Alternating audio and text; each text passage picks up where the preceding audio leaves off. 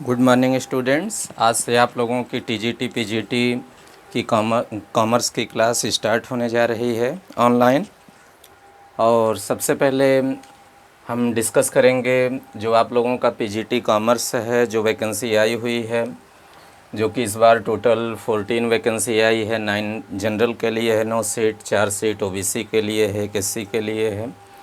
तो टोटल जो 14 सीट है, सबसे पहले हम डिस्कस करेंगे यहाँ पर क्वेश्चन की स्ट्रेटजी, कैसे क्वेश्चन कितने आएंगे, कितना टाइम ड्यूरेशन रहेगा, ये सारी चीज़ें।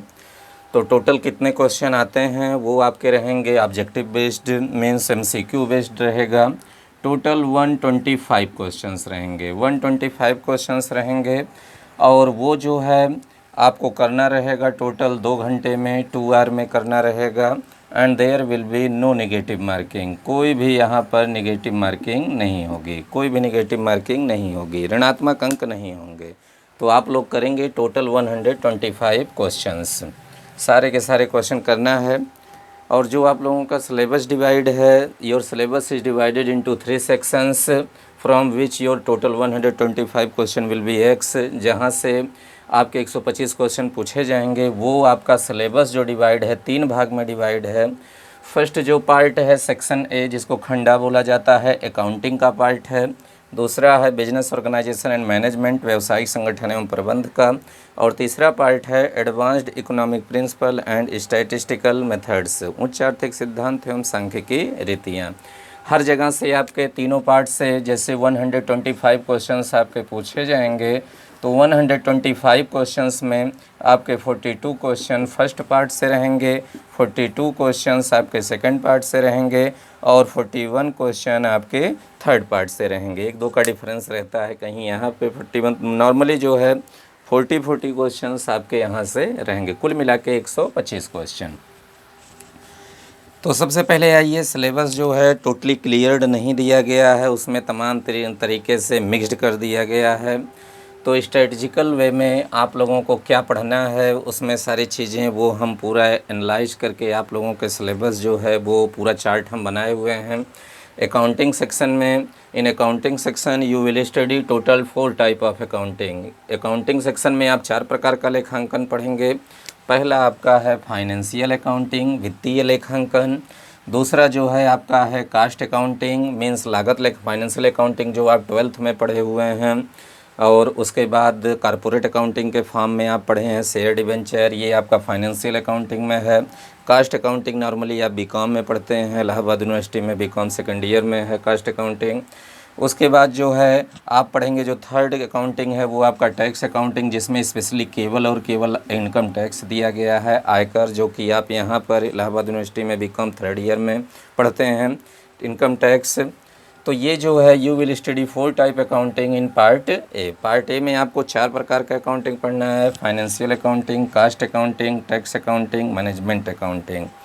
दूसरा जो है सेक्शन बी जो आपका है बिजनेस ऑर्गेनाइजेशन एंड मैनेजमेंट। देखिए यहाँ 2 चीज़ें दी गई हैं, business organisation and management, 2 subject दिया गया है। लेकिन आपके एग्ज़ाम में 2 सब्जेक्ट नहीं पूछा जाता है, यहाँ से 3 सब्जेक्ट दिया गया है कंटेंट में। तो पहला सब्जेक्ट आपका है बिजनेस ऑर्गेनाइजेशन, व्यवसायिक संगठन।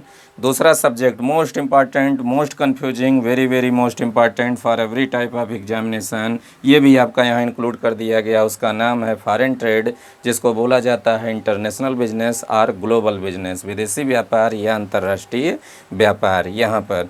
उसके बाद जो तीसरा जो आपका दिया गया है, तीसरा सेक्शन आपके सिलेबस में वो दिया गया है advanced economic principle and statistical method, उच्च आर्थिक सिद्धांत एवं सांख्यिकी रीतियाँ। तो इसमें आप लोगों को जो पढ़ना है 3 subject, you will study 3 subject under section C. तीसरे पार्ट में खंड सी में आपको 3 चीज़ें पढ़नी है, 3 सब्जेक्ट पढ़ना है। तो पहला आपको पढ़ना है माइक्रो इकोनॉमिक्स। माइक्रो इकोनॉमिक्स मतलब सूक्ष्म अर्थशास्त्र, माइक्रो इकोनॉमिक्स पढ़ना है, जिसको व्यष्टि अर्थशास्त्र भी बोला जाता है। और मोस्ट पॉपुलर वे में आप इसको किस नाम से जानते हैं, बिजनेस इकोनॉमिक्स के नाम से और मैनेजरियल इकोनॉमिक्स के नाम से, व्यावसायिक अर्थशास्त्र के नाम से। दूसरा जो सब्जेक्ट आपको यहाँ पढ़ना है मैक्रो इकोनॉमिक्स। मैक्रो में इकोनॉमिक्स मीन्स समष्टि अर्थशास्त्र, और इसमें आप लोग पढ़ेंगे इकोनॉमी, जो स्टडी ऑफ होल इकोनॉमी होती है, अर्थव्यवस्थाओं का जो अध्ययन होता है, that is the part of the macro economics.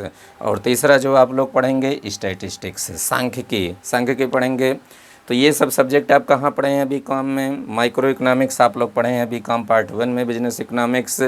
Micro economics भी बीकॉम पार्ट 1 में पढ़ाया जाता था इलाहाबाद यूनिवर्सिटी में, अब ये सब्जेक्ट ही हटा दिया गया। उसके जो चैप्टर्स हैं first year, second year, third year में हर एक सब्जेक्ट में 2-2, 3-3 चैप्टर करके ऐड कर दिया गया। लेकिन अभी अदर यूनिवर्सिटीज़ में स्पेशली माइक्रो इकोनॉमिक्स पढ़ाया जाता है इंडियन इकोनॉमी के फॉर्म में। और जो स्टैटिस्टिक्स है, स्टैटिस्टिक्स आप लोग बीकॉम में भी पढ़ते हैं, कहीं सेकंड ईयर, कहीं थर्ड ईयर, कहीं फर्स्ट ईयर में है, और एमकॉम में भी आप लोग स्टैटिस्टिक्स पढ़ते हैं। तो ये जो सब्जेक्ट हैं 3 यहाँ पर पढ़ना है। और पूरा जो आपका अकाउंटिंग सेक्शन में, फाइनेंशियल अकाउंटिंग में कौन कौन सा चैप्टर आपको पढ़ना है, कास्ट अकाउंटिंग में कौन कौन सा chapter, tax accounting, income tax में क्या पढ़ना है, मैनेजमेंट अकाउंटिंग में क्या पढ़ना है, बिजनेस ऑर्गेनाइजेशन में कौन सा कंटेंट है, फॉरेन ट्रेड में क्या है, उसके बाद माइक्रो इकोनॉमिक्स स्टैटिस्टिक्स में क्या है, ये सारी चीज़ें हम आपको बताएंगे। और आपके एग्जामिनेशन पॉइंट ऑफ व्यू से कौन सा टॉपिक मोस्ट इम्पॉर्टेंट है, जहाँ से नॉर्मली क्वेश्चन पूछा जाता है हर बार के एग्ज़ाम में, और इस बार भी पूछा जाएगा। तो नेक्स्ट वीडियो में हम आप लोगों को सेक्शन ए पर डिस्कस करेंगे, strategy for completing accounting section part A. Next video आपका आएगा अकाउंटिंग पार्ट पे, पार्ट ए में। नेक्स्ट वीडियो रहेगा सेक्शन बी पर, बिजनेस ऑर्गेनाइजेशन मैनेजमेंट में। यहाँ पर क्या सिलेबस में आपके दिया गया है, कहाँ कहाँ से क्वेश्चन पूछे जाते हैं, डायरेक्टली इनडायरेक्टली, इस पर बेस्ड रहेगा। और सेक्शन सी में नेक्स्ट वीडियो पे रहेगा इस पर micro economics, micro and statistics पर, जो कि कोई भी कंपटीशन में अगर आपका कमांड है, आप सब्जेक्ट को में सिलेबस को समझ लिए हैं, तो आपका नॉर्मली 30% जो है प्रिपरेशन वैसे ही हो जाती है। तो सबसे पहले कोई भी प्रिपरेशन, कोई भी तैयारी, आप किस पर फोकस करते हैं? सबसे पहले आप कोशिश करिए समझने का सिलेबस को, उसके पाठ्यक्रम को। तो ये जो है आप लोग इसको नोट कर लीजिए। और उसके बाद नेक्स्ट वीडियो आ रहा है अकाउंटिंग पर, उसके बाद बिजनेस ऑर्गेनाइजेशन मैनेजमेंट पर, और उसके बाद advanced economic principle and statistical method पे।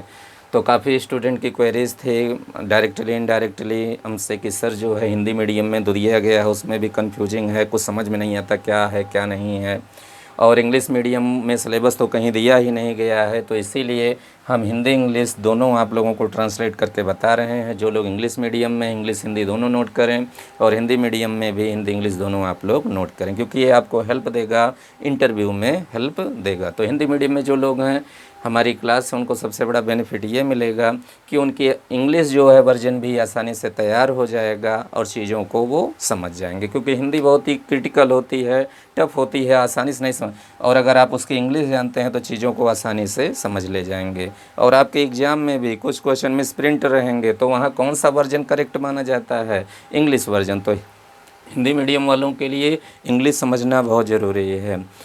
तो अभी के लिए इतना ही। नेक्स्ट वीडियो में आ रहा है सेक्शन ए, फिर उसके बाद सेक्शन बी, और उसके बाद सेक्शन 3। Thank you class.